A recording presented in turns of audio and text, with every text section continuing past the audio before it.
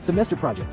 Computer Organization and Architecture, Department of Computer Engineering, evaluated by Engineer Kazi Ullah and Engineer Cameron. Engineer Cameron, compiler engineer at Open Chip Company Barcelona, Europe, evaluated the students' projects.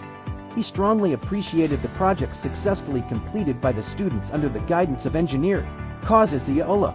Project title: Design and Implementation of a Verilog-based RISC-V CPU with a custom assembler for executing user-defined assembly programs. This project presents the design and implementation of a custom RISC-V Verilog HDL, developed for educational and experimental purposes. The CPU follows a 5-stage architecture, including instruction fetch, decode, execute, memory access, and write back. A custom assembler was also developed to convert user-defined assembly programs into machine code, which is executed directly on the CPU using ModelSim. The processor supports multiple instructions such as add, sub, load, store, and branch operations. Several programs, including Fibonacci, array summation, and sorting, were successfully executed, confirming correct functionality.